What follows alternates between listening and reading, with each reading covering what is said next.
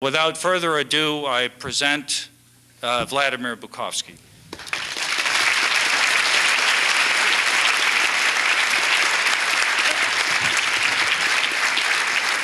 It's good you didn't vote me. Well, thank you, Bob. I still flatter myself that I'm in full capacity of my mental abilities after all these speeches and dinner. So, I'm delighted to have this opportunity to address the Intercollegiate Studies Institute 31st anniversary, particularly because it is dedicated to the subject of renewal, of recovery we experienced in recent years. My friends know that I always grumble about the shortcomings of the West in general and of the United States in particular, about wishful thinking and short-sightedness, lack of political will and of leadership.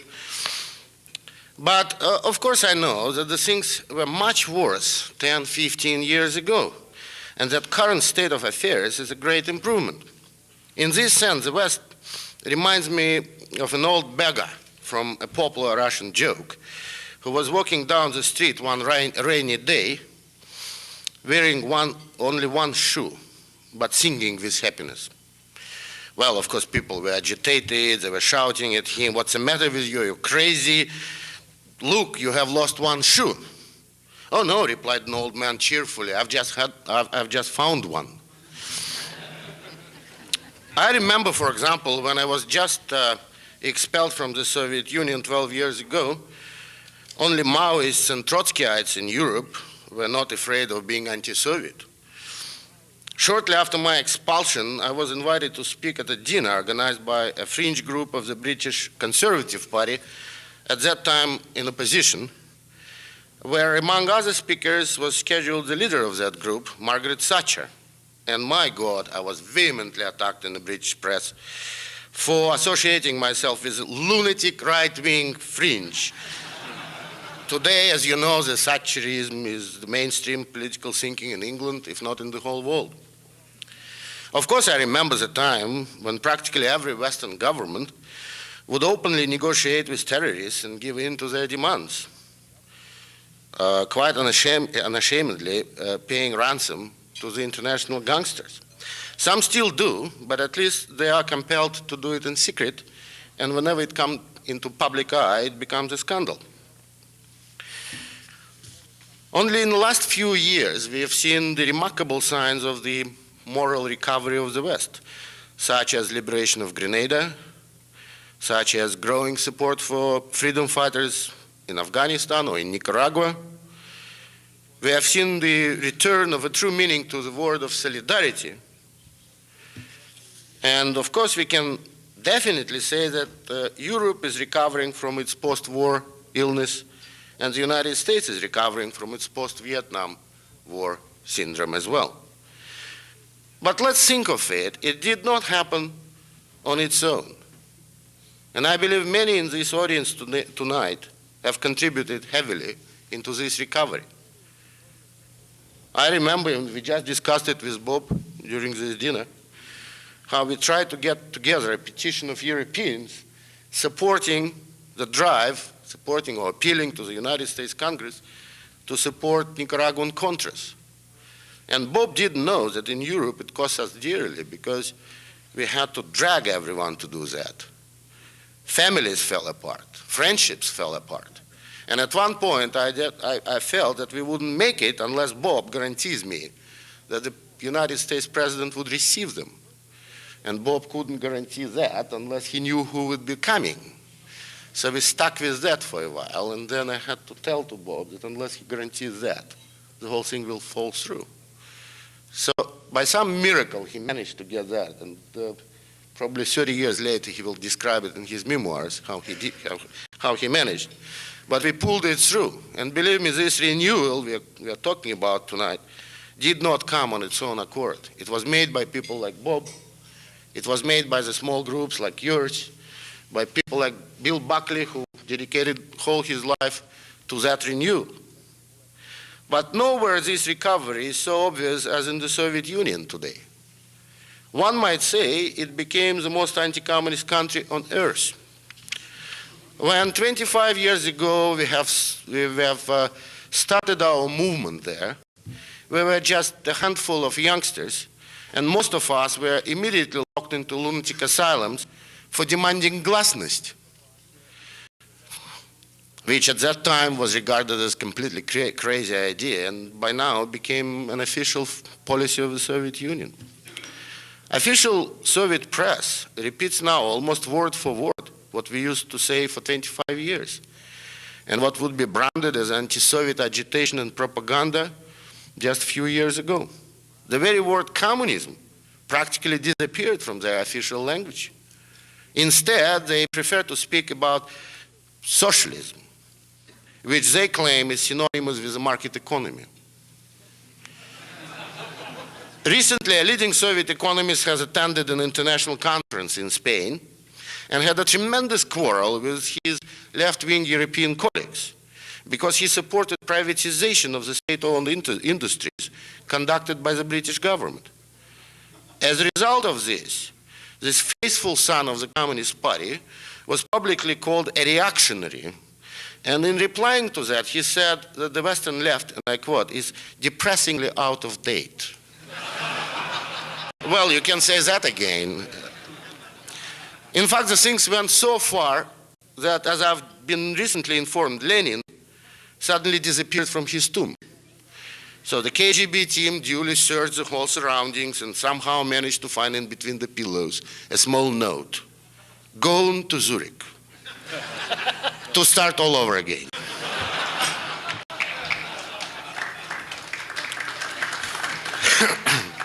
But this is only an official side of the Soviet life. Unofficial developments went much further. There are thousands of unofficial associations, movements, groups, publications, some of which are openly anti-communist, like Democratic Union, which proclaimed itself an opposition party. Just before November 7th, the traditional Soviet celebration of the Bolshevik Revolution, this party distributed thousands of leaflets across the country with an appeal not to celebrate it any longer. It says, despite loud speeches about perestroika and glasnost, democratization and restoration of historical truth, we still celebrate every year an anniversary of anti-popular October coup d'etat. It is a high time to stop and ask ourselves, what do we celebrate? A creation of a dictatorship which led to destruction of many millions, and not only during Stalin period, but right away from those days in October. The Red Terror, the Civil War, were natural consequences of the Bolshevik usurpation of power. Crushing of the popular uprisings in Tambov and Kronstadt, creation of a concentration camp in Solovki, hard labor on the North Sea Canal, and there are hardly good causes for jubilation. In the General Secretary's speech, once again, contrary to historic truths and common sense, it is repeated a praise to our achievements. Indeed, we achieved a lot. We have created an empire inspiring disgust and fear of all nations. An empire which can only produce weapons instead of consumer goods. We can neither feed nor clothe ourselves. And this is not a small group of conspirators, it is a party, an organization with branches in every industrial city in the country, and with a following of many thousands. Above all, what they write in this leaflet is not just their opinion, but an opinion of millions. Even in a tiny Siberian village of Komsomolsky, in the remote Timansky region, the local youth came forward with a poster which declares, "We struggle for human rights and democracy. We are not slaves of the Communist Party." In Estonia, even the local communist authorities decided not to have the usual October Revolution parade this year, while in Armenia, a parallel rally called by Nagorno-Karabakh Committee at the same day gathered several times bigger crowd than the official meeting marking the Bolshevik Revolution. Revival of national feelings among different nations of the Soviet Union is truly remarkable. I remember at one point sharing a prison cell with a young Lithuanian who got 3 years for raising Lithuanian national flag on the day of national independence. This used to be a routine event. Each year in every Baltic republic, groups of young people would raise their national flags, got caught and sentenced to 3 years each. Just a month ago, Lithuanian national flag was officially raised in the central square of the capital city Vilnius, while a crowd of several hundred thousands solemnly observed a minute of silence in memory of victims of communism. I'm sure most of you are familiar with the similar events in Estonia. Moreover, almost in each of the Soviet republics, a national democratic party is created now. Their representatives from Armenia, Georgia, Lithuania, Latvia, Estonia, Moldova, and from the Crimean Tatars have met in Riga at the end of September and made a joint statement, among other things. It says, considering our top priority to be a change of totalitarian political system in the Soviet Union, we will struggle to that end by all possible means. An important part among which can be played by the struggle for a truly democratic electoral system. We will struggle for introduction in the Soviet Union of genuine freedom of speech instead of a decreed glasnost. We will resist any attempt to separate our movements and to crush us one by one. Only as a united front of all oppressed nations can we achieve our goals. We appeal to all other nations, national democratic movements of all other nations in the Soviet Union to join us and to become united under a slogan which has always united the oppressed nations of the world, for your freedom and ours. Those are not empty words. Millions are behind them. Well, my friends, the way things are going, I might entertain you in Moscow by the year of 2000, when you will celebrate 47th, I believe, anniversary of the Intercollegiate Studies Institute.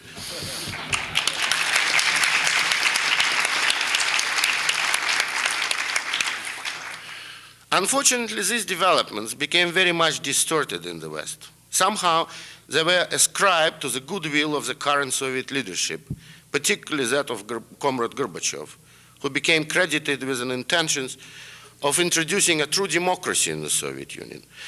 This assessment is as ridiculous as to suggest that Jimmy Carter's intentions was to see Ronald Reagan taking his place in the White House. All Gorbachev wanted was to improve Soviet economy by giving the people slightly more initiative and a broader participation in the task of building socialism. A steady decline of Soviet economy has finally brought the country to bankruptcy, making it impossible for the Soviet Union to maintain its superpower status, to maintain its empire, and to continue military competition with the West. He simply had no choice. But he also hoped that when the people have slightly more freedom, they, to paraphrase Mark Twain's famous saying, would have enough common sense not to use it. He hoped that fear generated by 70 years of repressions will prevent the people from demanding real democracy, and he was wrong. In short, we do not owe any gratitude to Comrade Gorbachev, for he did not introduce his glasnost and perestroika as a favor to us. The West should not hasten to rescue its bankrupt enemy, should not eliminate the need for painful internal reforms by providing economic assistance to the Soviet Union and its client states, or by reducing the pressure on the military competition. Let us remember, such assistance will be a death toll for millions of Armenians and Lithuanians, Georgians and Estonians, for all democratic forces in the Soviet Union. Unfortunately, this seems to be the limit of the moral recovery of the West. Current Western infatuation with Gorbachev is quite ridiculous. I've read statements in the Western press which really made me either to laugh or to be scared. One newspaper in Britain recently described the regime under Gorbachev as Gorbachev's imperfect democracy. And I thought, well, it's probably as accurate as to say that George Shultz is imperfect Secretary of State.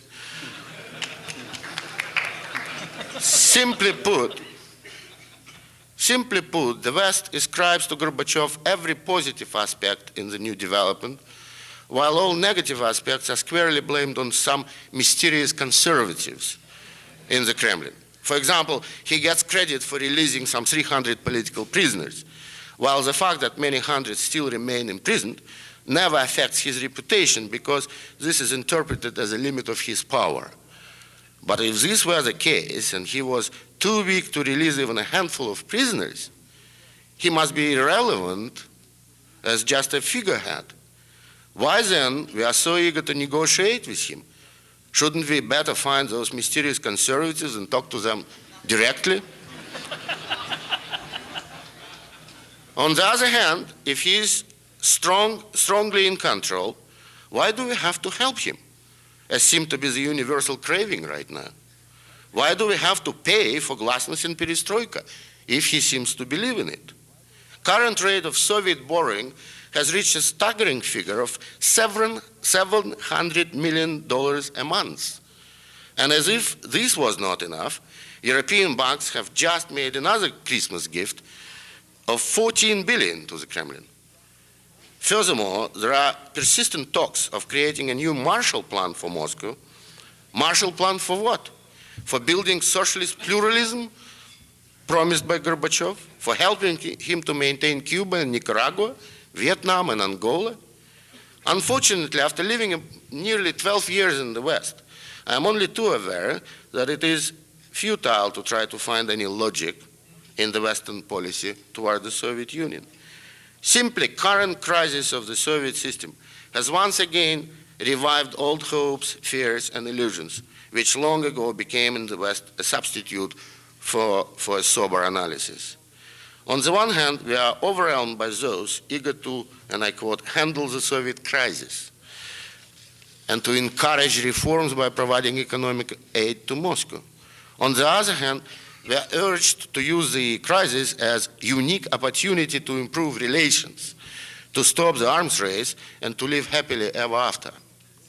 Needless to say, neither school of thinkers can offer a single serious argument or a fact, a convincing analysis or a plausible concept of the Soviet system to justify their recipe.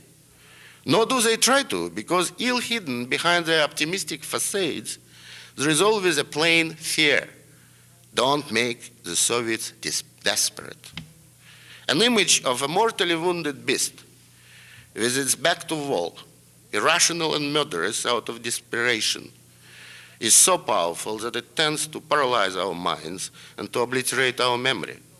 We tend to forget that its wounds are self-inflicted.